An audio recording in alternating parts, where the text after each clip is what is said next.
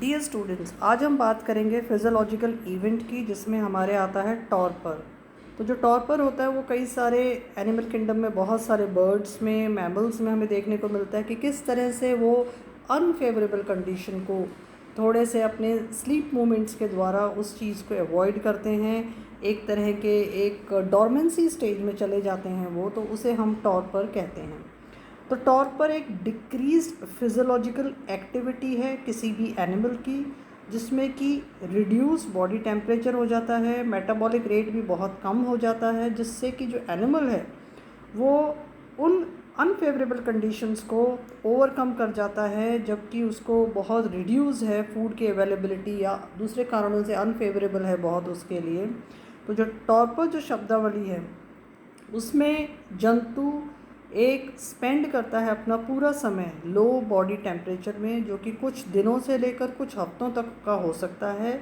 और इसमें एक लो बॉडी टेम्परेचर है, मेटाबॉलिक रेट बहुत कम है और 24 आवर्स से कम, लास्टिंग लेस देन 20। अगर वो 24 घंटे के प्रोसेस में आपका काम हो रहा है तो that is known as daily torpor. तो टॉर्पर जो शब्दावली है वो इसमें एक एनिमल जो है वो स्पेंड कर रहा है लो बॉडी टेम्परेचर, और वो जो लो बॉडी टेम्परेचर है उसमें मेटाबॉलिज्म रेट बहुत कम हो रहा है और 24 घंटे तक अगर हो रहा है तो उसको हम कहेंगे डेली टॉर्पर। तो टॉर्पर डेली भी हो सकता है, टॉर्पर कुछ हफ्तों का भी हो सकता है।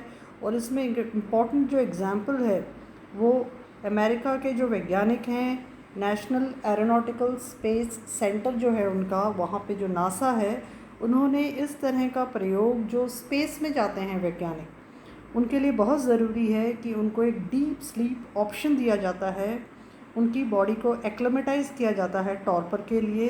तो 2013 में एक स्पेस वर्क्स इंजीनियरिंग शुरू हुई थी, एक रिसर्च शुरू हुआ था ह्यूमन एक्सपीडिशन का जो मार्स में जाएगा, जिसमें कि जो क्रू मेंबर्स हैं उनको टॉर्पर के लिए रखा गया 90 से 100 दिन तक।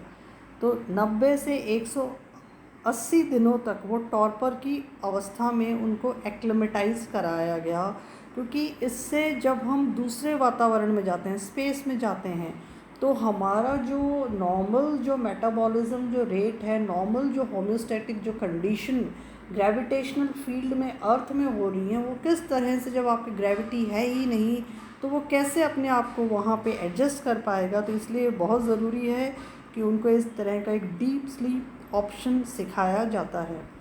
बहुत सारे एग्जाम्पल्स हैं एनिमल किंगडम में जो कि डेली टॉर्पर करते हैं, जैसे कि हमिंग बर्ड्स जो हैं वो बहुत ज़्यादा टॉर्पर करती हैं।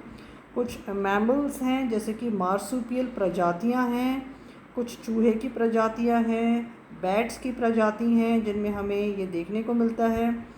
एक्टिव जो पार्ट होता है उनका दिन का, उसमें ये अपने नॉर्मल बॉडी टेम्परेचर और एक्टिविटी लेवल को मेंटेन करते हैं। लेकिन जैसे ही उनका जो वो हिस्सा नाइट में आ जाता है, तब उनका मेटाबॉलिक जो रेट है, बॉडी जो टेम्परेचर है, वो कम हो जाता है। ये क्यों कम होता है? क्योंकि उनको अब अपनी ऊर्जा को कंजर्व करके रखना है। तो जो टॉर्पर है वो well controlled thermo regulatory process है, ना कि वो एक स्विचिंग ऑफ थर्मो रेगुलेशन है। पहले ये माना जाता था कि थर्मो रेगुलेशन यहाँ पर अनियंत्रित रहता है, लेकिन एक थर्मो रेगुलेटरी प्रोसेस है। मार्सुपियल जो जंतु होते हैं वो डिफ़र करते हैं नॉन मार्सुपियल मैमल से। उनमें एक कैरेक्टरिस्टिक होता है अराउजल का।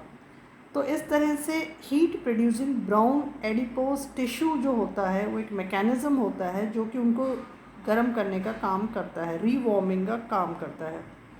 जो मैकेनिज़्म है वो पहले अननोन था, लेकिन वो पूरी तरह से अपने ब्राउन एडिपोज टिश्यू के ऊपर निर्भर करते हैं for maintaining thermo regulatory process, जो कि मार्सुपियल जंतुओं का नॉन मार्सुपियल जंतुओं से अलग होता है। तो जिस तरह से हम इस डायग्राम में देख सकते हैं, ये जो चित्र है ये कैंगरू का है, जो कि मार्सुपियल जंतु है, वो किस तरह से थर्मो रेगुलेशन या टॉर्पर का प्रोसेस इनिशिएट करता है।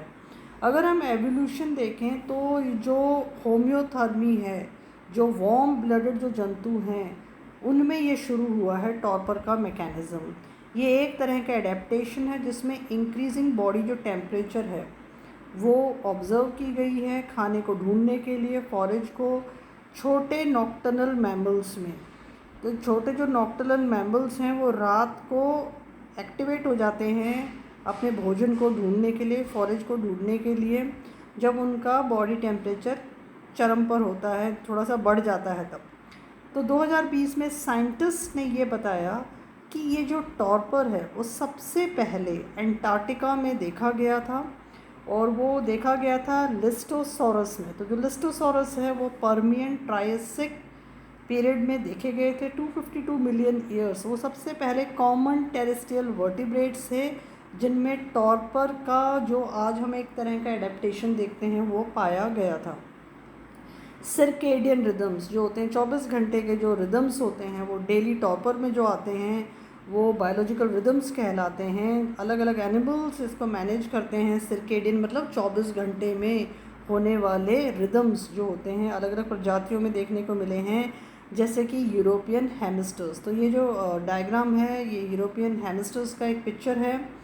तो दूसरे जो ऑर्गेनिजम्स हैं जैसे कि ब्लैक बियर जो है वो भी स्विच करता है मल्टी डे साइकिल्स में, ना कि वो सर्केडियन रिदम्स में। ये जो सर्केडियन जो रिदम्स होते हैं इनमें पोलर जो बियर्स होते हैं ब्लैक ब्राउन, वो सजेस्ट करते हैं उनके सिस्टम को एवोल्यूशनरी एडवांस। तो बहुत सारे एनिमल्स में सर्केडियन रिदम टॉर्पर के रूप में देखा गया है, यूरोपियन हैमस्टर्स में देखा गया है, ब्लैक बियर्स में और ब्राउन बियर्स में और पोलर बियर्स में भी देखा गया है। फैट कंजर्वेशन छोटे स्मॉल बर्ड्स में भी देखा गया है।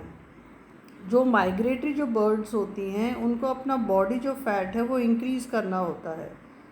जो हमिंग बर्ड्स होती हैं वो रात को माइग्रेशन में रेस्ट करती हैं।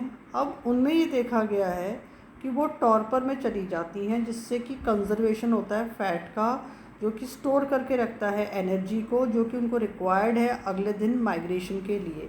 ये जो स्ट्रेटजी होती है टॉर्पर की, जिससे कि इंक्रीज़ होता है बॉडी फैट, और ये देखी गई है विंटरिंग चिकेडीज़ में भी देखी गई है। तो ब्लैक कैप चिकेडीज़ जो होती हैं जो कि टेम्परेट फॉरेस्ट में पाई जाती हैं नॉर्थ अमेरिका की, वो माइग्रेट नहीं करती साउथ में विंटर में, क्योंकि अपने बॉडी के टेम्परेचर को 12 डिग्रीज तक ये बना के रखने का काम करती हैं।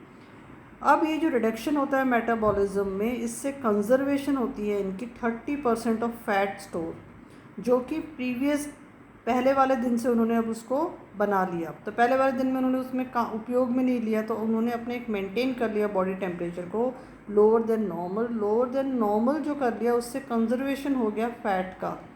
तो इस तरह से फैट कंजर्वेशन छोटी छोटी माइग्रेटरी बर्ड्स अडॉप्ट करती हैं नेचर में। ऐसे ही देखा गया है advantage in environment with unpredictable food source. भाई फूड सोर्स का कुछ पता नहीं है, तो ऐसे जंतु कैसे करेंगे टॉर्पर।